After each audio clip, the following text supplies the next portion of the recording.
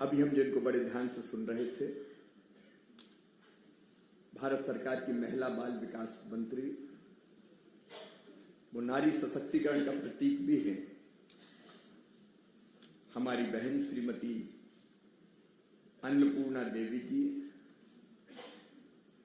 और वैसे धन धान्य से भरपूर हो हर घर, ये कल्पना हमारे देश ने आज नहीं वर्षों पहले की है, इसलिए अन्नपूर्णा के रूप में भी देवी की पूजा की जाती है। हमारे मंत्री आदरणीय कमलेश पासवान जी कई व्यवहारिक बातें हमें बता रहे थे, और हिंदी के उद्भट विद्वान आदरणीय चंद्रशेखर पेमासामी जी, क्या हिंदी बोली आपने, कमाल कर लिया जी।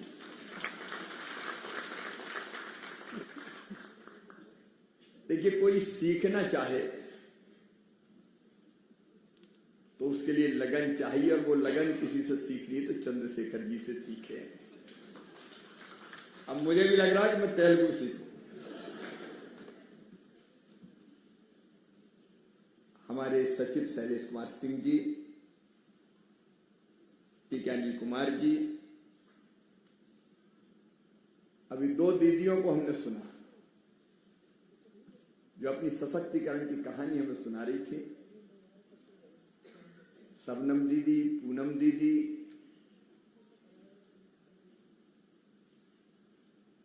स्मृति सरन जी, और संचालन भी बड़ा जबरदस्त है आज। रमा दीदी, पारकोड और दीदी,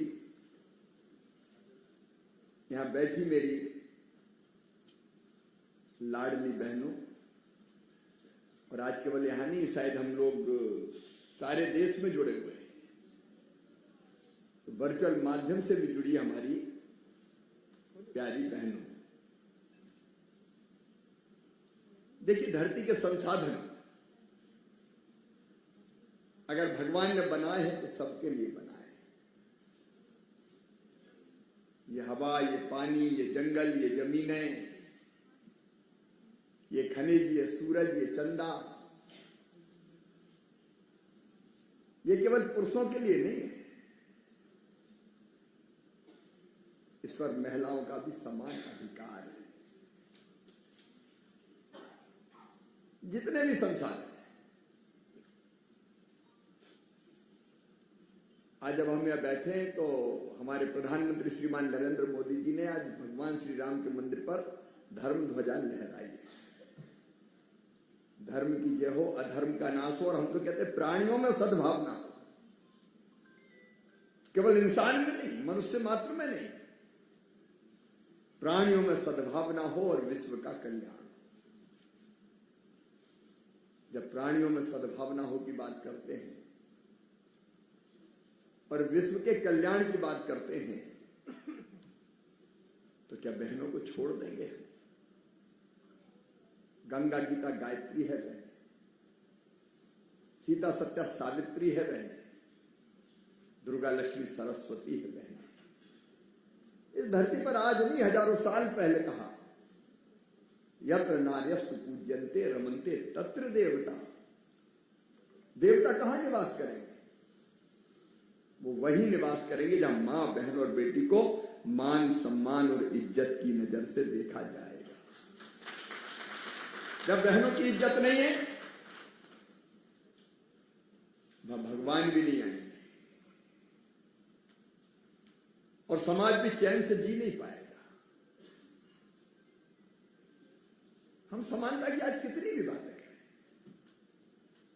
प्रधानमंत्री श्रीमान नरेंद्र मोदी जी के नेतृत्व में महाअभियान चल रहा है नारी सशक्तिकरण का, महिला सशक्तिकरण का। लेकिन यहां जहां अगर आप देखें, जिस संस्कृति ने बहनों को इतना सम्मान दिया, हमारे यहां शक्ति की देवी अगर कोई है तो दुर्गा देवी है। बुद्धि की अधिष्ठात्री अगर कोई है तो सरस्वती माई है, और धन की अगर कोई देवी है तो लक्ष्मी जी है। दुर्गा, लक्ष्मी, सरस्वती, ये किस बात की प्रतीक है? ये इसी बात की प्रतीक है कि महिला के सशक्त होने के बिना ना तो समाज सशक्त होगा, ना देश सशक्त होगा, ना संसार सशक्त होगा। लेकिन फिर भी इस देश में किसी को कहना पड़ा, नारी तू केवल अबला है, अबला नारी तेरी यही कहानी, आंचल में है दूध और आंखों में पानी। परिस्थिति बदलने के निरंतर प्रयास हो रहे हैं, लेकिन कई बार कुछ घटनाएं झकझोर देती है। मैं परसों एक बेटी से मिला, उम्र 6 साल केवल, अस्पताल में भर्ती, जीवन और मृत्यु के बीच जूझ रही। वो मासूम बचपन जिसको किसी ने रौन दिया, जिसके साथ रेप किया गया,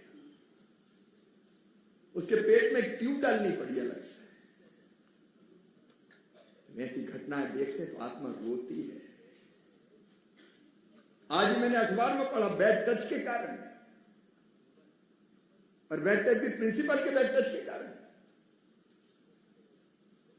9वीं की एक बेटी आत्महत्या कर लेती है।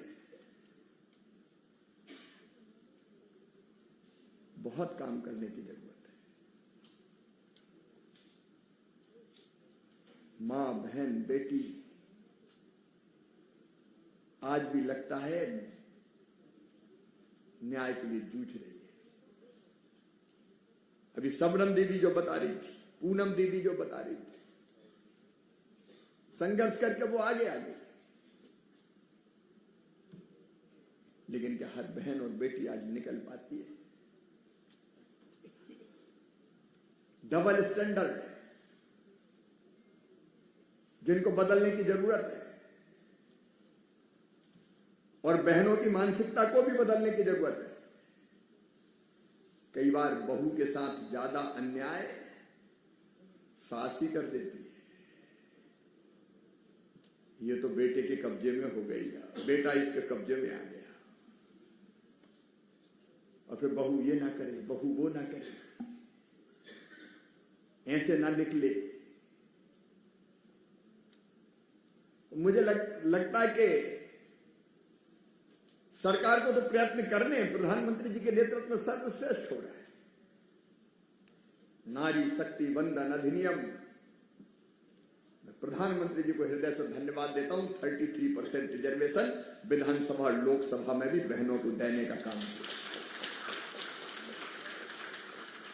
काम नहीं हुआ ये बात नहीं है, लेकिन मैं तो बचपन से भेदभाव देखता हूं।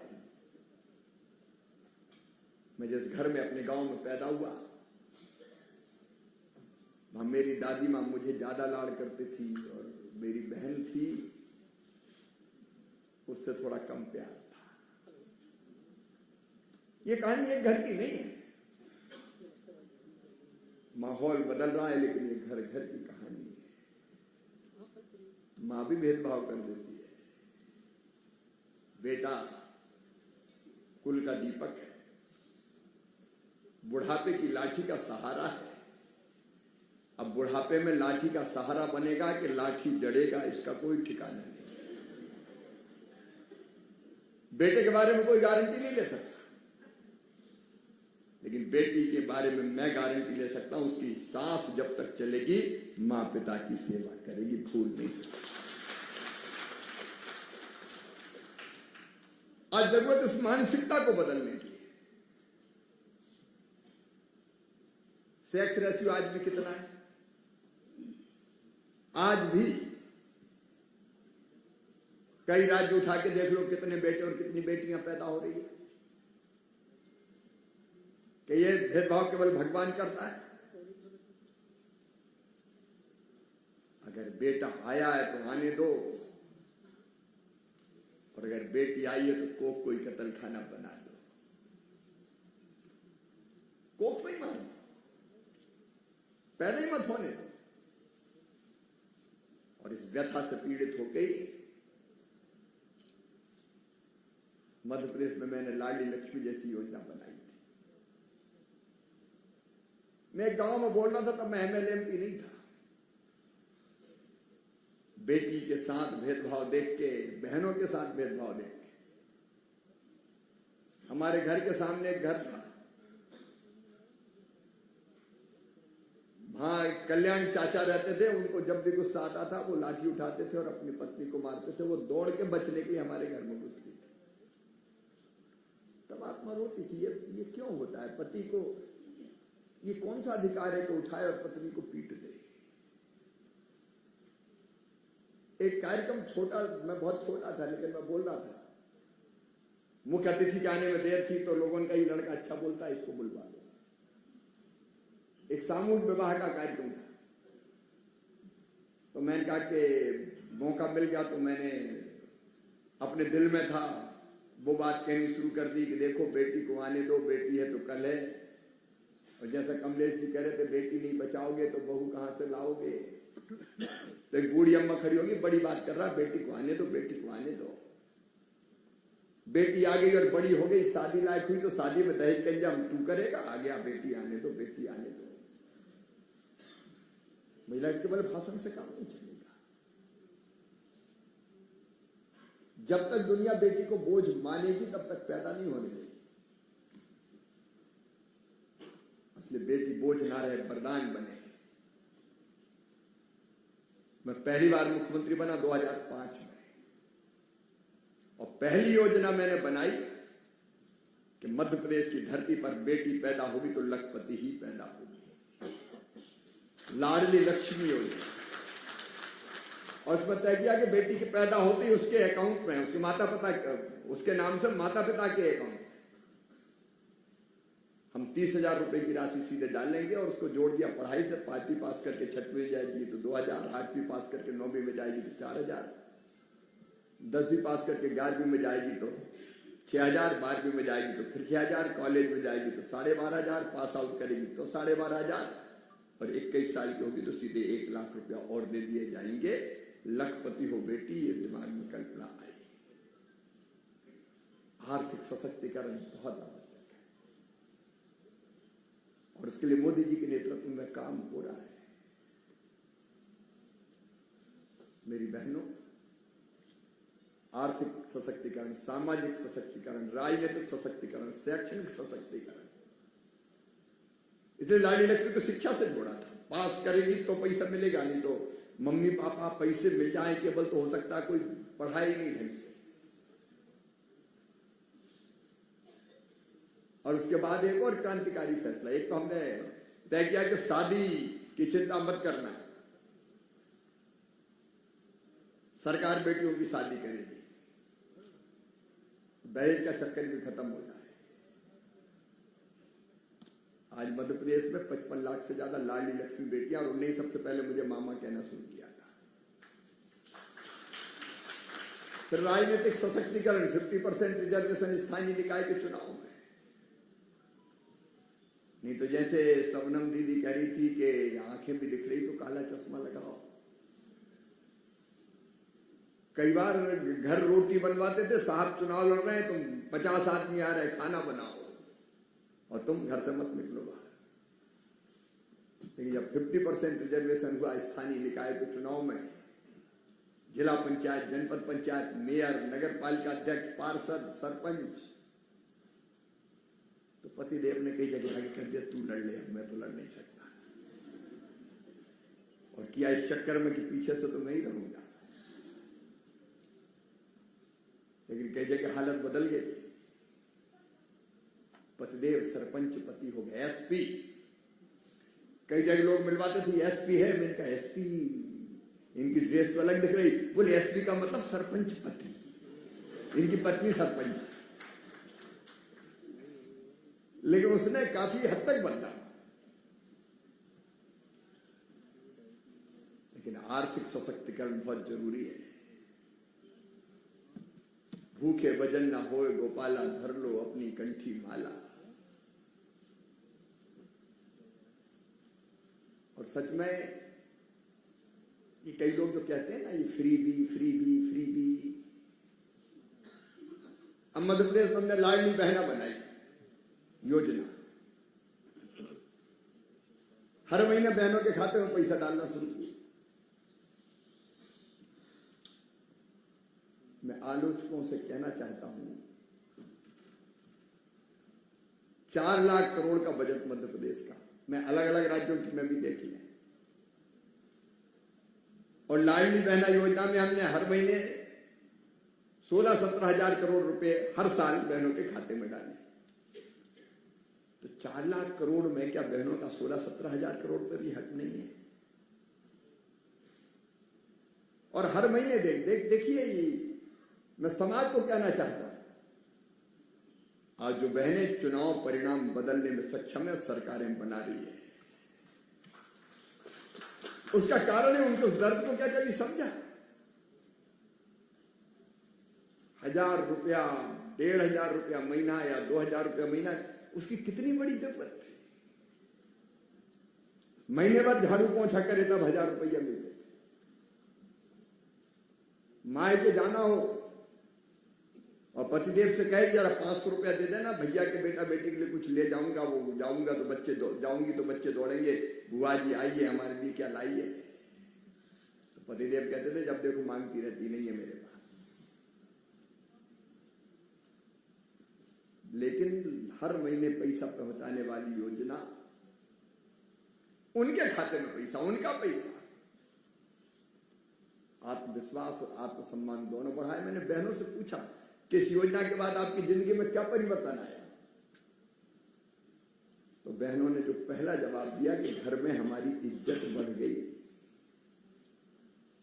अब तो सासू जी भी बड़े प्यार से बोलती है, बहू कैसी हो, रोटी में तुम भी घी लगा लो, पैसा आ रहा है।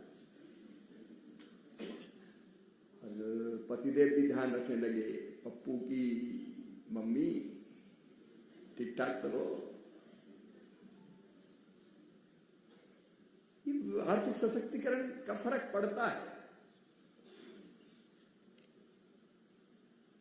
लेकिन केवल ये पैसा नहीं, लखपति दीदी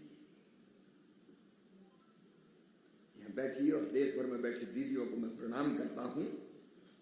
इतनी क्षमता उनमें, मौका मिला तो ऊंचे आसमान में कैसी उड़ान भरी। 2 करोड़ से ज्यादा दीदी लखपति दीदी बन गई। कोई कल्पना करता था क्या? स्व सहायता समूह ने चमत्कार कर दिया। बहनों का कॉन्फिडेंस, उनका बोलना, उनका प्रस्तुतिकरण, कई बार तो सब नेताओं को मात कर देती हैं। इसका मतलब थोड़ा सा अवसर अगर मिल गया तो उन्हें अपनी क्षमताएं दिखा। प्रधानमंत्री जी के नेतृत्व में यह संकल्प है कि कोई बहन गरीब नहीं रहेगी, किसी की आंखों में आंसू नहीं रहेंगे, कोई हाथ नहीं फैलाए, हर एक बहन के चेहरे पर मुस्कुराहट आना चाहिए, हर बहन लखपति दीदी बन जाए। इसके लिए हम काम कर रहे हैं और यह होगा। दुनिया की कोई ताकत बहनों को बढ़ने से रोक नहीं सकती। उसके लिए निरंतर मेरी दीदियां काम कर रही हैं। अन्नपूर्णा जी का मंत्रालय महिला बाल विकास भी काम कर रहा है, लेकिन फिर भी एक परिस्थिति बदलने के लिए भी बहुत काम करना है। हिंसा मुक्त ग्राम, और गांव तो क्या शहर भी, ऐसे नर पिशाच भी धरती पर है जो मासूम बेटी के बचपन को भी रौंद देते। इस मानसिकता को कुचलना है, और वो काम अकेली सरकार नहीं कर सकती। सरकार करेगी, लेकिन समाज को भी बदलना पड़ेगा। और मेरी दीदियों, उसमें मैं आपका सहयोग चाहता हूं। देश के हर गांव में हम इस मानसिकता को बदलने का काम करें कि बेटी को गलत नजर से, मैं सबकी बात नहीं कर रहा, जो थोड़े लोग हैं इनको बदलना भी है और जरूरत पड़े तो इनको कुचलना भी है। और ये जो हमारा अभियान है, हिंसा मुक्त गांव की पहल, जिसमें महिला बाल विकास, विधि और न्याय मंत्रालय शामिल है, मैं अन्नपूर्णा जी को बहुत बहुत धन्यवाद देता हूं। मंत्रालयों को मिलकर काम करना पड़ेगा। प्रधानमंत्री जी का सोच है ये, इसलिए समाज को जगाना पड़ेगा। जेंडर रिसोर्स सेंटर अभी और शक्तिशाली बनाने की जरूरत है। इनको हर ब्लॉक में उतने सक्रिय नहीं है और इनकी सक्रियता कई बार राज्य सरकार पर निर्भर करती है। अभी जब हम इस कार्यक्रम के बारे में स्मृति और शैलेश जी के साथ बात कर रहे थे, तो मैंने कहा एक दिन के कार्यक्रम से काम नहीं चलेगा, अभियान चलाना पड़ेगा, अभियान। और उस अभियान के कई चरण होंगे। आज हम यहां कार्यक्रम किया, हमको जिलों में कार्यक्रम करने, समाज को जोड़ना है। समाज ये संकल्प ले और इस पहल को आगे बढ़ाने का काम करे, जिलों में, ब्लॉक में और अंततः हर गांव में। क्योंकि घटनाएं तो होती तो गांव में होती है, शहरों में होती, घरों में होती। और इसलिए पूरा क्रमबद्ध कार्यक्रम हमारा, अन्नपूर्णा जी तो कह रही थी हमेशा चले, तो वैसा होते रहने चाहिए। लेकिन एक महीने में कार्यक्रमों की जो रचना है, हमारे 10 करोड़ दीदियां सेल्फ हेल्प ग्रुप की, हर गांव में हमारा ग्राम संगठन है, हर गांव में कार्यक्रम करेगा, रैली भी निकालेगा, जिसमें पुरुष भाइयों को भी शामिल करेगा और वहां संकल्प हिंसा मुक्त ग्राम भा लेना पड़ेगा। संकल्प आज प्रारंभ है, आज समापन नहीं है, शुरुआत है। और ये शुरुआत लगातार जारी रहेगी, लेकिन महीना भर हम इसको सघन चलाएंगे। चंद्रशेखर जी, कमलेश जी, आप भी देश के कई हिस्सों में जाओ, हम अन्नपूर्णा जी से भी समय लेंगे। हमको देश को, राज्यों को कुछ हिस्सों में बांट के जाना पड़ेगा लोगों के बीच। केवल दिल्ली के कार्यक्रम से काम नहीं चलेगा। समाज में बहुत अच्छे लोग हैं, उन सबको इकट्ठा करना पड़ेगा। एक वातावरण का निर्माण, कि अगर किसी ने गलत नजर से देखा या हिंसा की तो उसको किसी भी कीमत पर बर्दाश्त नहीं किया जाएगा, उसको छोड़ा नहीं जाएगा, विधि की दृष्टि से भी, बाकी दृष्टि से भी। और ये जेंडर रिसोर्स सेंटर्स को और ताकतवर बनाने की जरूरत है, और वो काम हम लग के करेंगे। क्योंकि आज के युग में हिंसा सच में तो मन को बहुत व्यथित करती है। हिंसा मुक्त समाज, भय मुक्त बहनें, बेटियां खुल के हंसे, खिलखिलाएं, मुस्कुराएं और प्रेम और आनंद से अपना जीवन जिए। यह हमारा लक्ष्य है और आज का कार्यक्रम उस लक्ष्य की पूर्ति के लिए है। और इसलिए कार्यक्रमों की पूरी रचना हम नीचे तक ले जाएंगे। और हिंसा के एक बड़ा कारण है, सबसे प्रमुख कारण वो है नशा, जिसमें दारू शराब भी शामिल है और बाकी नशे भी शामिल है। और इसलिए महिला बाल विकास और ग्रामीण विकास मंत्रालय ने तो मिलकर नशे के खिलाफ अभियान चला है। अगर किसी ने पी ली तो फिर होश नहीं रहता, फिर वो जानवर बन जाता है। उसके बाद फिर मैंने तो कई परिवार ऐसे देखे हैं नशे ने तबाह कर दिए, बर्बाद कर दिए। विशेषकर बहनों के साथ, पत्नी के साथ मार पीट जैसी घटनाएं अगर होती है या दुराचार जैसी घटनाएं जो होती है तो उसमें नशा एक बड़ा कारण है। और इसलिए इस अभियान के साथ नशा मुक्ति अभियान भी चले। नशे के खिलाफ वातावरण, नशा नहीं करेंगे ये संकल्प, मुझे इसकी आवश्यकता भी लगती है। मेरी प्रिय बहनों, देश भर में जहां सुन रही हो और प्रबुद्ध नागरिक जनों से मैं कहना चाहता हूं, आइए आज के युग में ये भेदभाव, उत्पीड़न, मारपीट, इसके अध्याय को समाप्त कर दें। नारी तू नारायणी, नारी की गरिमा के सम्मान के बिना देश समाज आगे नहीं बढ़ सकता। चंद्रशेखर जी और शैलेश जी भी आंकड़े बता रहे थे जीडीपी में कितना हिस्सा है, मैं उनको दोहराना नहीं चाहता,